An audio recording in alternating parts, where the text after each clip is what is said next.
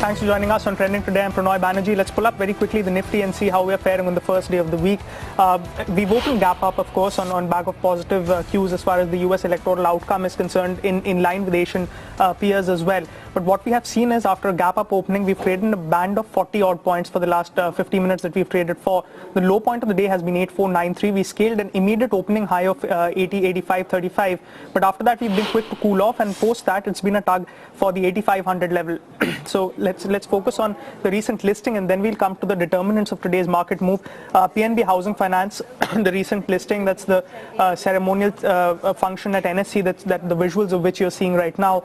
The band was of around 750 to 775 per share. Obviously, the upper end was 775. The issue got oversubscribed roughly around 30 times, and there was increased amount of interest that was seen in the anchor book as well, because the anchor book raised around 894 crores. Overall, it was a 3.9 crore share fresh issue, by way of which the company has raised around 3,000 crores. And if a few basic facts about the company, it's the 5th largest housing finance company, and it has seen a decent response as far as the subscription numbers are concerned as well. Let's pull up the first 870. 12 to 13% of an upside is what we are seeing. Straight up listing gains of almost 100 rupees as far as the counter is concerned, and even the grey market premium was indicative of it. Obviously, of course, on back of the kind of positive buoyancy that we are seeing in terms of benchmarks today, that price level is also supported to an extent. 12.8% higher on first tick, as we can see. As I was saying, certain facts about the company, the 5th largest housing finance company, and if you take a look at certain fundamentals that have been repeatedly highlighted by analysts, the average ticket size is the largest in the industry, and it's at around 32 lakh per unit, and this compares to other housing finance companies. Something like an HDFC has it at around 22 lakh, and LIC Housing Finance has it at around 21 lakh. So the ticket size on an average is the highest, and as we speak, the gains are only increasing, almost a 14% uptick there, scaling 100 rupees as far as the listing gains go, now at 881 compared to an issue price of 775 on the higher side. Let's talk about the asset quality as well. Extremely good asset quality of gross NPAs as well as net NPAs. Gross NPAs hover at around 0.22, while net NPAs at around 0.14%.